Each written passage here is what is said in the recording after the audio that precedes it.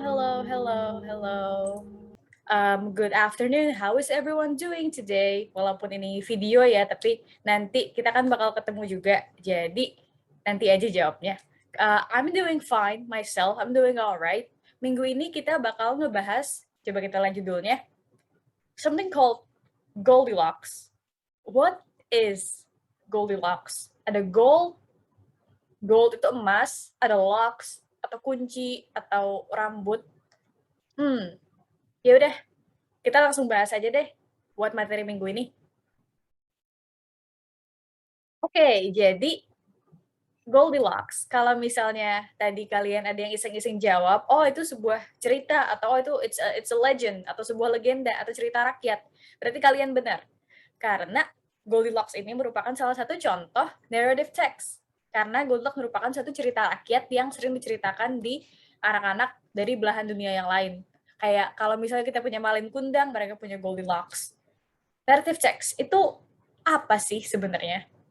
Jadi, a narrative text itu adalah suatu teks yang berbentuk fiksi. Jadi, tidak nyata ceritanya.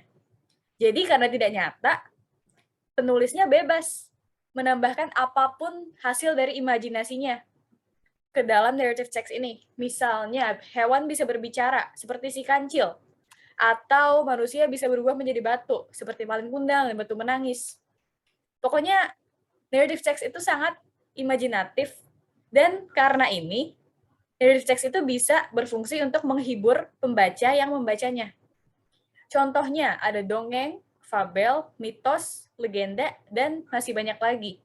Mirip-mirip sama teks yang ada di bahasa Indonesia. Tapi kalau ini versi bahasa Inggris ya, fairy tales, fables, myths, legends. Pokoknya hal-hal yang terjadi di luar imajinasi, namun karena kreativitasnya itu akhirnya bisa menghibur pembacanya. Dan struktur dari narrative text ini ada 3. Dan kalau kalian lihat, dan kalau kalian ingat, materi kita sebelumnya, sebenarnya mirip nggak sih sama recount text? Ada orientation, complication, dan resolution yang kita bakal bahas lebih lanjut. Nah, ini. Kalau kalian memperhatikan materi minggu lalu, atau 2 minggu yang lalu sih sebenarnya, pokoknya materi bahasa Inggris terakhir tentang recount text, kalian pasti ingat kalau orientation tuh ada juga di recount text, dan sebenarnya konsepnya cukup mirip. Orientation di narrative text berfungsi untuk mengenalkan tokoh atau latar tempat dan latar waktu dalam suatu narrative text. Jadi, suatu orientation harus mampu menjawab who, where, and when. Who is involved in the story? Siapa yang terlibat dalam cerita ini? Where is the story taking place? Di mana cerita ini terjadi? When is the story taking place? Kapan cerita ini terjadi?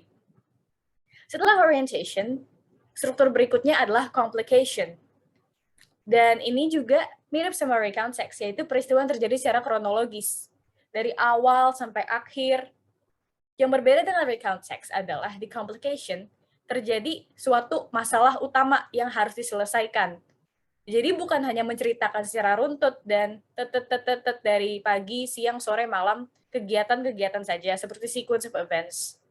Tapi ada masalah, dan tujuan dari cerita ini adalah untuk menyelesaikan masalah tersebut. Ada masalah natural, atau man versus nature, manusia melawan alam.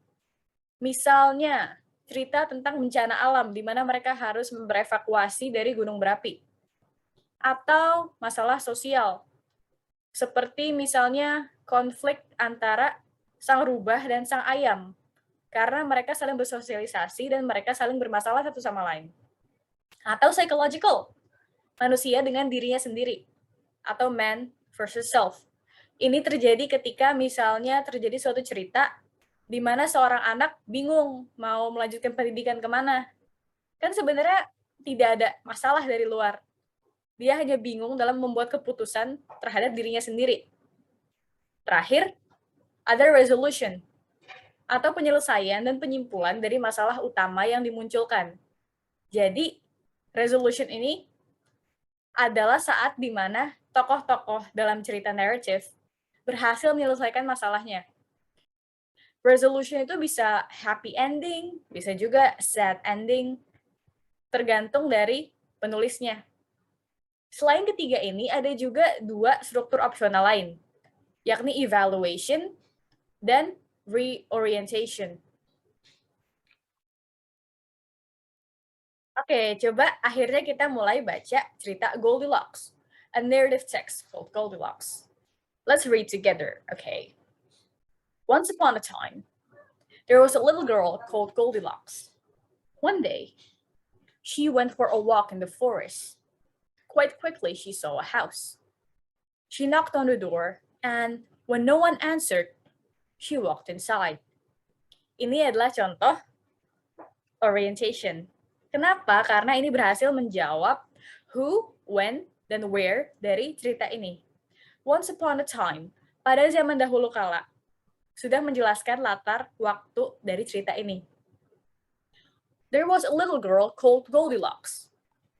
Terdapat suatu gadis kecil bernama Goldilocks. Dia adalah tokohnya dalam cerita ini. Jadi, who juga sudah terjawab.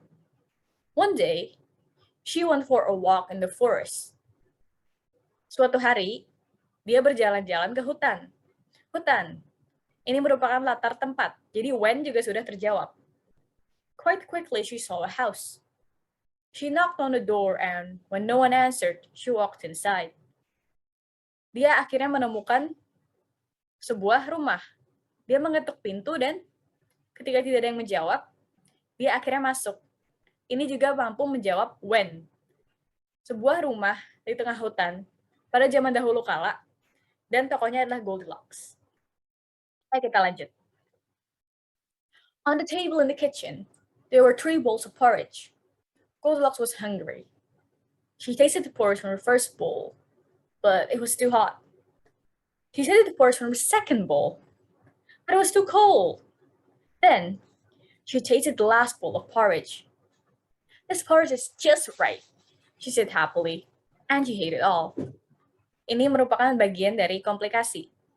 Goldilocks di dapur menemukan 3 mangkuk bubur, dan dia mencoba satu-satu. Ada yang terlalu panas, ada yang terlalu dingin, dan ada satu yang pas. Jadi akhirnya dia habiskan.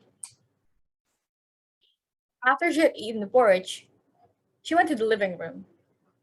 She saw 3 chairs. Goldilocks sat in the first chair to rest her feet, but it was too big. Then she sat in the second chair, but it was still too big. So she tried the last and smallest chair. This chair is just right, she said happily. But when she sat on the chair to rest, it broke into pieces. Jadi, komplikasi di sini masih berlanjut. Ketika Goldilocks menemukan 3 kursi yang dengan ukuran yang berbeda-beda. Dia mencoba yang pertama dan yang kedua, tapi masih terlalu besar. Sehingga dia mencoba untuk duduk di kursi yang paling kecil. Dan awalnya pas. Namun akhirnya kursi tersebut menjadi pecah karena dia terlalu berat untuk duduk di kursi tersebut. Okay, so next. Goldilocks went into the bedroom next. She laid on the first bed, but it was too hard. Then she laid on the second bed, but it was too soft. Then she lay down on the third bed, and it was just right. Goldilocks fell asleep. Sekarang, masalahnya adalah tempat tidur. Di tempat tidur yang pertama, terlalu keras. Yang kedua, terlalu empuk. Tempat tidur yang ketiga, sudah sangat pas untuk Goldilocks. While Goldilocks was sleeping, the 3 bears came home. Someone's been eating my porridge, said the teddy bear and the mummy bear. Someone ate all of my porridge, cried the baby bear. Someone's been sitting in my chair, said the teddy bear and mummy bear. Someone's broken my chair, cried the baby bear. Ini ketika masalah sudah mulai memuncak. Karena pemilik rumah itu akhirnya sudah pulang sekarang. Dan mereka telah menemukan apa yang Goldilocks telah lakukan ke barang-barang mereka tanpa izin. Oke, ayo kita lihat kelanjutannya. When they got upstairs to the bedroom, Daddy Bear shouted, "Someone's been sleeping in my bed." "Someone's been sleeping in my bed too," said the Mommy Bear. "And someone is still sleeping in my bed," said Baby Bear. Goldilocks woke up and saw the 3 bears. She screamed, "Ah!" And she jumped up and ran out of the door. The 3 bears never saw the rude little girl again. Ini bisa dibilang setelah masalah memuncak, terjadi suatu resolusi. Akhirnya, ketiga beruang dan Goldilocks akhirnya bertemu. Bukan bertemu dalam maksud yang menyenangkan ketika, oh senang bertemu denganmu dan kita salaman. Tapi bertemu dalam kondisi yang dimana mereka semua kaget. Dan akhirnya ketahuan bahwa Goldilocks telah menggunakan barang-barang ketiga beruang ini tanpa izin. Dan penyelesaian dari masalah ini akhirnya adalah Goldilocks berlari keluar dan tidak pernah bertemu dengan beruang-beruang ini lagi. Jadi, itu cerita Goldilocks. Pembahasan yang tadi kita sempat bahas di judul. Coba kita lanjut. Nah, sekarang ada beberapa kosakata yang muncul di cerita Goldilocks tadi. Coba kita bahas satu-satu, sekalian lihat gambar juga. Kosakata itu sebenarnya nggak harus dihafal begitu dikasih materinya. Kayak, aku nggak berharap kalian akan ngelihat kosakata-kosakata yang nanti akan aku sebutkan, dan langsung bisa hafal semuanya begitu kelas selesai. Tapi, yang penting adalah untuk mengulang-ulang kembali kosakata itu. Kayak, menghafalnya nggak harus cepat, tapi harus diulang-ulang kembali. Jadi misalnya setiap kali kalian lagi sarapan, kalian bisa sebut diri kalian sendiri. Porridge artinya bubur, seperti yang waktu itu diajarkan Kak Feli. Dan lama-lama kalian juga akan semakin ingat, karena kalian ulang-ulang terus setiap hari, setiap kalian ketemu katanya, dan sebagainya. Tapi oke, kita lanjut. Porridge artinya bubur. Kemudian the hungry. Hungry itu lapar.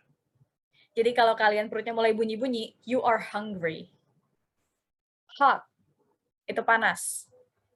Hot juga bisa dibilang pedas kalau dalam bahasa Indonesia, tapi biasanya hot di sini maksudnya panas. Cold artinya dingin. Big, big. Big itu besar, seperti gajah. Seperti lagu Tulus Gajah. Oke, bukan. Nggak apa-apa. Small. Small itu kecil. Hard. Hard itu keras. Soft. Soft itu lembut. Dan terakhir rude. Rude itu kasar. Oke, itu ke-9 kosakata untuk pertemuan kali ini. Ingat, kalian nggak usah hafal sekarang. Yang penting adalah kalian selalu ulang-ulang. Kalau misalnya kalian lagi megang sesuatu, and it's something that is soft, you now remember that soft artinya lembut. So that's great. Oke, kita akan lanjut. Ada materi berikutnya. Ada teks berikutnya. Procedure checks. Apa sih procedure checks itu? Procedure checks adalah suatu teks informatif yang berfungsi menjelaskan cara membuat atau mengoperasikan sesuatu. Contohnya resep, manual, tips, dan lain-lain. Jadi biasanya procedure checks itu berbeda dengan teks biasa yang terbentuk dalam paragraf-paragraf. Procedure checks itu terdiri dalam bullet points atau numbering atau urutan angka-angka seperti 1, 2, Jadi itu adalah ciri khas dari procedure checks. Walaupun ada juga procedure checks yang tidak menggunakan angka-angka, tapi biasanya semuanya menggunakan angka. Contohnya ini, how to make scrambled eggs. Let's learn how to make yummy scrambled eggs at your home with this easy recipe. Ayo kita membuat telur orak-arik. Ingredients, 2 eggs, milk, 1 teaspoon of butter, a pinch of salt and pepper. Jadi di bagian bahan-bahan ini biasanya digunakan kata keterangan jumlah. Misalnya 2 eggs, 1 teaspoon, 1 sendok teh, a pinch itu sejumput. Nah, ini yang tadi aku jelaskan tentang angka-angka. Karena the steps, urutan-urutannya dibagi menjadi berbagai kalimat urutan yang harus dilakukan dari awal sampai akhir. Tidak boleh diacak-acak, karena kalau tidak, nanti telur orak-ariknya tidak jadi. Number 1. First, crack the eggs into a small bowl and add a pinch of salt and pepper. Whisk until well blended. Number 2. In a frying pan, add butter and let it melt. Number 3. Pour the eggs in milk, and for around 20 seconds, do not stir it. Number 4. After that, fold the eggs to the center and stir with spatula. Number 5. Repeat the previous step until all eggs are mostly cooked. Number 6, remove eggs from heat and continue to fold this and stir the eggs for around a minute. Number 7, lift the eggs, put on the serving plate, and your scrambled eggs are ready. Oke, tadi materinya. Sekarang kita bakal ngerjain latihan soal. Oke, kita bakal bahas latihan soal. Di latihan soal ini akan ada narrative text dan procedure text. Kita coba baca sama-sama teksnya. Tangkuban Perahu. Dayang Sumbi was an exiled lady who lived in the jungle. Because she was unmarried but pregnant, she gave birth to a baby boy and named him Sangkuriang. One day, Sangkuriang went hunting with his dog, si Tumang. In the bushes, he saw a pig, Wayungyang. He wanted to shoot Wayungyang, but si Tumang hindered him. He was angry at si Tumang and killed it, and then took its heart home. When he told Dayang Sumbi that he brought si Tumang's heart, she was very angry and hit Sangkuriang's head with a spoon. He ran away and left his mother to the east. He did not know himself and forgot his name. He was about 16 years of age. After a long time, Sangkuriang came back to the jungle where his mother lived. She looked younger than her age, so Sangkuriang fell in love with her. Will you marry me? One day he asked her.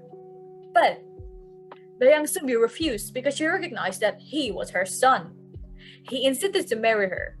So, Dayang Sumbi asked for 2 marriage settlements. 1, he had to create a dam around Chitaram River. And 2, he had to make a boat in one night. Now, Sangkuriang had almost finished his works. But Dayang Sumbi used magic to purposely make him fail. He was angry and kicked the boat. The boat fell upside down on a peak of a mountain. It was known as Tangkuban Perahu, the famous mountain located at the north of Bandung in West Java. Okay, number 1. Where is the legend from? It is from the answer is B, West Java. C, the key to working on narrative questions. Kunci dari mengerjakan soal-soal teks naratif atau soal-soal berdasarkan teks yang lainnya adalah dengan melihat kunci jawabannya ada di teksnya. Jadi sebenarnya ini sangat mudah karena semua jawaban sudah bisa kita temukan di teksnya. Seperti di sini disebutkan, Tangkuban Perahu terletak di Bandung, di Jawa Barat atau West Java. Jadi jawabannya adalah West Java. Okay, number 2. Who is the main character of the story above? Siapa tokoh utama dari cerita di atas? A. Si Tumang, B. Sangkuriang, C. Dayang Sumbi, D. Sangkuriang's mother. Cara mencari tahu tokoh utama, figuring out the main character in the story, the key here, kuncinya adalah sang tokoh utama adalah orang yang bertemu dengan masalah dan harus menyelesaikan masalah tersebut. Jadi, kalau kita baca lagi, seorang yang bertemu dengan masalah adalah Sangkuriang. Kenapa? Karena Dayang Sumbi marah kepada Sangkuriang, sehingga Sangkuriang lari dari rumah. Kemudian Sangkuriang jatuh cinta kepada Dayang Sumbi. Jadi, dari awal sampai akhir masalah memang datangnya selalu ke Sangkuriang. Kasihan sih. Tapi, berarti jawabannya adalah B, Sangkuriang. Number 3. Why was Dayang Sumbi exiled in the jungle? Exiled itu artinya dibuang atau ditelantarkan atau pokoknya kayak diberi hukuman pengasingan. So, why was Dayang Sumbi exiled in the jungle? Because she A. was married and pregnant, B. was unmarried and not pregnant, C. was unmarried and pregnant, D. followed her husband. Kalau kita lihat di teks di atas, jawabannya adalah she was unmarried but pregnant. Jadi, jawaban yang benar adalah C. Number 4. Why did Dayang Sumbi refuse Sangkuriang's proposal? A. Because she recognized that he was her son. B. Because Sangkuriang was ugly. C. Because Sangkuriang was not rich. D. Because she had a husband. Coba kita lihat di teksnya. Deng Sumbi refused because she recognized that he was her son. Dia mengenali bahwa dia adalah anak dari Deng Sumbi. Jadi, jawabannya adalah A.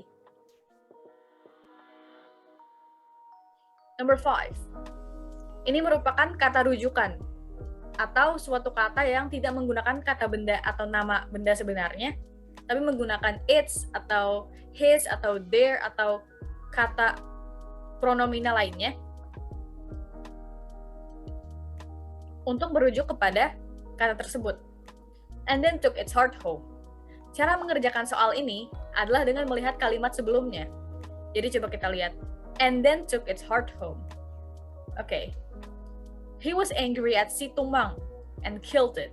And it took its heart home. Di kalimat sebelumnya dikatakan si Tumang. Jadi, jawaban yang benar adalah D. Tumang. Oke, itu untuk narrative text Tangkuban Perahu. Next, there's the rats and the elephants. Once upon a time, there lived a group of rats under a tree in peace. However, a group of elephants crossing the jungle unknowingly destroyed the homes of all the rats, and many of them were even crushed to death. Then, the rats decided to approach the elephant's chief and request him to guide his herd through another route. On hearing the sad story, the elephant's king apologized and agreed to take another route.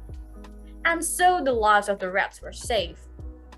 One day, elephant hunters came to the jungle and trapped a group of elephants in huge nets. Then, the elephant king suddenly remembered the king of the rats. He summoned one of the elephants of his herd, which had not been trapped, to go seek help from the rat king and told him about the trapped elephants. The rat king immediately took his entire group of rats and they cut open the nets, which had trapped the elephant's herd. And the elephant's herd were totally set free. Number 6. What destroyed the homes of all rats? Kalau kita lihat dari teksnya, jawabannya adalah a group of elephants crossing the jungle unknowingly destroyed the homes of all the rats. Jadi, jawaban yang benar adalah D. Number 7. What helped the elephant's herd free? Jawabannya ada di bagian terakhir. The rats king immediately took a group of rats and they cut open the nets, which had trapped the elephant's herd. The elephant herd was totally set free. Jawabannya adalah the entire group of rats. Karena tikus-tikus ini bekerja sama untuk saling menyelamatkan sang gajah. Nomor 8. What is the generic structure of once upon a time, there lived a group of rats under a tree in peace? Apa ini? Ada when, ada who, ada where. Jawabannya adalah B. Orientation, karena pengenalan. Number 9. What type of text is the above text? It is, jawabannya yang jelas A, a narrative text. Karena teks ini bersifat fiksi, jadi tidak nyata, imajinatif, dan juga memiliki struktur orientasi, komplikasi, dan resolusi. Number 10. At the end of the story, how was the elephant's herd? Coba kita lihat. The elephant herd was totally set free. Mereka akhirnya dibebaskan. Kalau kita dibebaskan, apakah kita akan marah, sedih, senang, atau kecewa? Jawabannya adalah senang. Jadi jawabannya C. Dan itu adalah soal-soal narrative text. Berikutnya kita akan bahas salah satu contoh soal procedure. How to clean an LCD screen. Number 1. Shake up the detergent and put it 15 to 20 centimeters away from the LCD screen. Number 2. Spray on the LCD screen surface directly. Number 3. Cleanse gently using fabric cleanser or brush. You can also do the following steps. Number 1. Spray the detergent on the fabric cleanser. Number 2. Clean the LCD screen surface to make it bright as a new one. What should you do to detergent first? Terlihat? First artinya pertama. Jadi kita lihat step pertama yang membahas tentang detergent. Shake up the detergent. Jadi jawabannya D. Shake it up atau dikocok dulu. Number 12. Before cleaning the screen surface, we spray the detergent on the screen surface directly or spray it on. Kalau kita lihat di teksnya, jadi terdapat dua pilihan. Mau kita spray langsung ke screen-nya, atau kita juga bisa spray on a fabric cleanser. Jadi jawabannya adalah C. Number 13. Cleanse gently with the fabric cleanser or brush. Step 3. What does the underlying word mean? This is the underlying word, gently. Apa arti gently? Gently, kalau soal kosakata, sayangnya, salah satu cara utama untuk mengerti adalah dengan menghafal. Jadi, memang kalian harus hafal. Tapi, kalau untuk gently, jawabannya adalah carefully. Is that something for you to remember? Gently means carefully. Gentle artinya lembut, seperti gentleman, seorang laki-laki yang lembut. Dan lembut berarti pelan-pelan, berarti hati-hati. Jadi bisa dibilang mereka seperti sekelompok kata yang sama. Gently dan carefully adalah sinonim. Itu sesuatu untuk diingat. Oke, teks terakhir. How to clean a refrigerator. Number 1. Remove all frozen foods and ice cube trays. If you have a second refrigerator, use it to temporarily store these items. If not, put the food in a cardboard box and cover it with newspaper, and dump the ice cubes. Remove all other food stuff and place it on your kitchen counter or in cardboard boxes. Number 3. Either turn the temperature control to defrost or unplug the electricity to the refrigerator, or both. Number 4. Never scrape or jab at the ice with a sharp instrument. You may cause serious damage to the freezing unit. Just allow it to melt. Number 5.